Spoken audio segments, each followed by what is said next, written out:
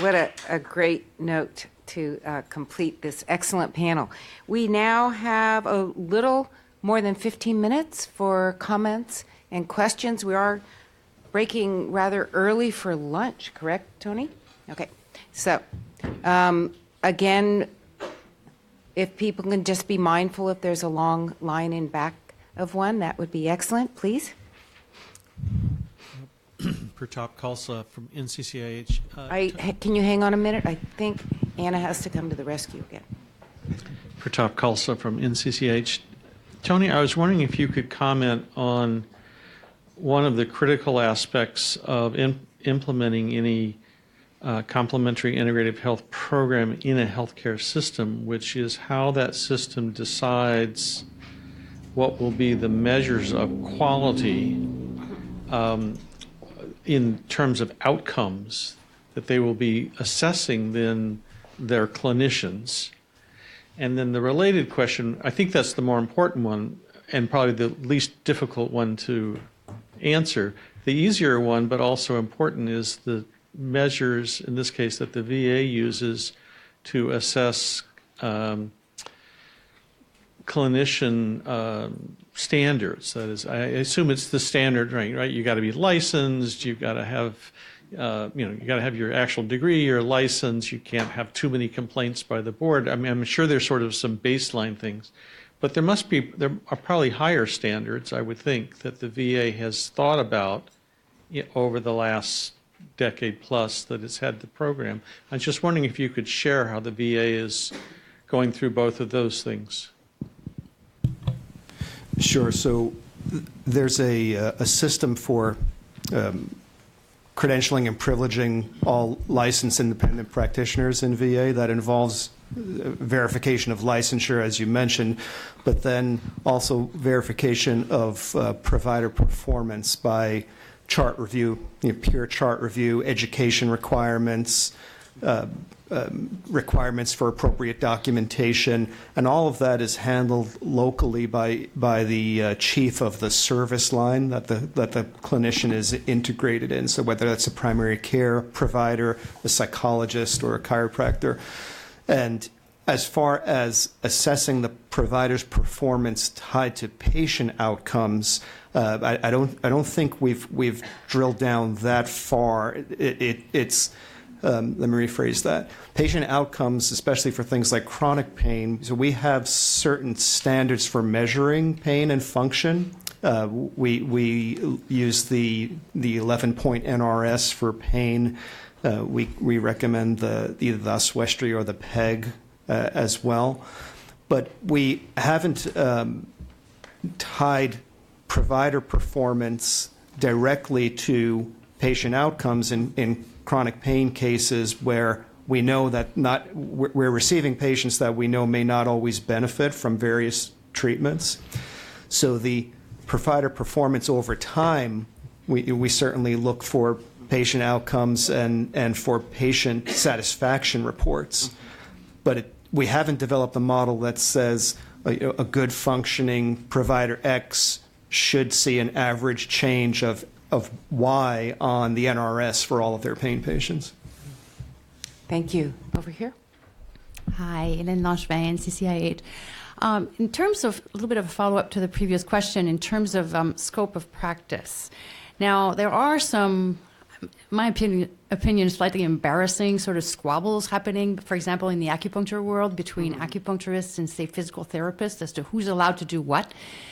Physical therapists can do dry needling, and acupuncturists say that really, they do that too, but they can't be reimbursed for it.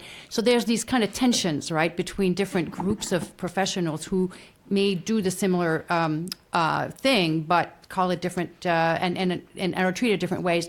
And also, I think in the chiropractic world, if I'm correct, I think there's a lot of physical therapists who also perform spinal manipulations, a lot of things that chiropractors do. And in particular, I believe in the Army, there's like a heavy use of physical therapists to do such treatments. And I'm just curious if, Tony, in the VA, do you have issues like that? I mean, how does that happen? And how can we help sort of heal that problem?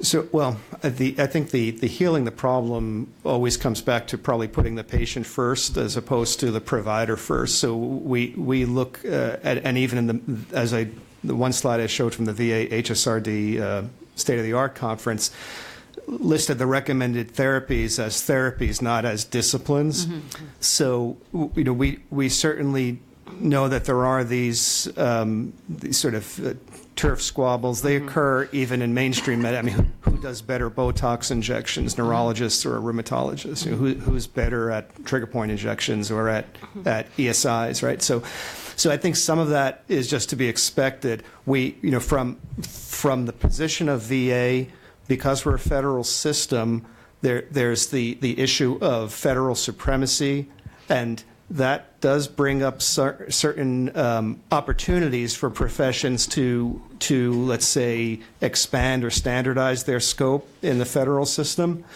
So I know that is my colleagues in physical therapy are looking at that very thing for acupuncture and for manipulation in VA. But as far as from our policy on chiropractic care, we don't try to prevent any of that from happening from other professions. We think it's appropriate as long as the professionals have the right training and qualifications to deliver that for the patient. Ultimately, So, it'd be nice I if think, this team could include everything, right? This one could go on for a very long time. For those of us who are, I'm actually very engaged in these particular issues, so I'd be glad to talk to someone at break. But let's move on now.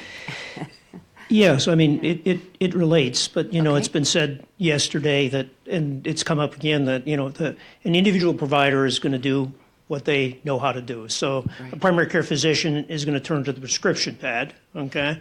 And so, and the other thing we realize is a number of chronic pain patients are going to respond to different therapies. And the hardest thing to do is acknowledge when your skill has failed, okay? So it's very easy to do in primary care because we fail on many things, because we try to take care of all the problems. What I wonder about referral is how often does an acupuncturist or a CBT therapist or a chiropractor, when do they acknowledge that their treatment has failed for pain and refer to an acupuncturist, a chiropractor, a psychologist? I don't think all the referrals and failures have to be locked into primary care as the gatekeeper. Now, obviously, an informed patient should know when it's failed and should have a menu to choose from. But here's the three solutions is you have one provider has multiple skills. So the chiropractor does more than chiropractic. We've mentioned that model. The second model is interdisciplinary education and team-based care, where they all live in the same place, and the colleague takes part of the team. But we're still going to have a common model where each is in their own office. So my question is, how often do CIH professionals refer back to other disciplines and not have it just be the primary care physician? Bo and Tony, do you want to respond? Well, chiropractors fail in VA all the time, and our threshold is about 4 to 6 visits. If we're not substantially helping someone within that amount of time, then we would refer. And then it would depend on the individual case as to where that goes, but we refer all the time. If you refer, you don't have to say, go to your primary care physician. Correct. Bo? Yeah, in Chinese medicine, typically it's 6 to 8 treatments for a pain condition where, this is not working for this person, they need to be referred. But state regulations, for example, in New York, a patient must sign off on the informed consent indicating that the acupuncturist has told them they must see a physician for their condition. So not to say that that's a functional way of doing referrals, but, it is, I suppose, a safety net of types. Okay, quick, Leslie? So I just have one comment. I think that in some points it's a matter of you go to this practitioner, it's not working, you go to this practitioner, it's not working, you go to this. But I think to also look at collaborative care and what people are really focusing on, so that ideally in some of those instances they're seeing multiple people. They're seeing their primary provider, they're seeing the OT, and they're seeing the acupuncturist. Or they're seeing, the physical therapist and the occupational therapist and the nutritionist all simultaneously. So it's not this string of interventions and failures. It's much more of a collaboration. But typically, it's 4 to 6 visits is kind of what is the rule of thumb for OT and PT, depending on what the goals are. Thank you. Over here. My name is Kimberly Breeden, and I'm the lead occupational therapist at Pain Consultants of East Tennessee. So my question's for Dr. Davidson. I think you did a fantastic job of representing OT's distinct value in treating chronic pain. So I would like to ask you why you think we're not included more in the discussions over the last 2 days and more often included on the teams for collaborative practice. Well, first of all, I can't answer about the discussions, but AOTA has been involved in kind of the planning committee, and so we actually have a really nice representation here. But I think that it's a matter of sharing with people kind of what we do and what we contribute. I don't dry needle. I have no desire to ever dry needle. I don't do manipulation. That's not something that I look at, but I work on lifestyle redesign, right? And so that's what I do, and so by being in part of these discussions and letting people know what we have to offer, I think is helpful. But I think it's just a matter of finding those champions who aren't necessarily OTs, and what I said about the literature. Start doing research and publishing with multiple disciplines in high-impact journals. Okay, 2 more brief questions, comments. Karen? So I'm Karen Sherman. I'm with Kaiser, and I cut my teeth in the alternative medicine world. It was alternative medicine then at an acupuncture college where I was the director of research. And at that point in time, I represented everything that the profession hated because I was the voice of Western medicine, never mind that I meditated and did lots of cool stuff. They didn't like that at all. So I'm delighted to see that things maybe have shifted. Some of my former students contacted me over the years and said, gee, maybe I'd like to do some research. So I'm very thrilled to see that happen. One, I guess, question that I have is, would you prefer to work in a private practice setting, or would you prefer to be part of a healthcare system? And if you are, how do you think your practice will change? Are you addressing this to someone in specific? Well, probably Bo and Tony would have the most experience, but from the complementary medicine perspective, but I'll take anybody's comments on that. And if we can keep the responses brief. Thank you. It's changed a lot in Chinese medicine. So if you went back 20 years, the average age of a student in the program might be sort of late 30s, early 40s, and those people wanted more to go in private practice. Now, younger, average age is 34. Still often a second career, less likely to want to go into private practice, necessarily more open.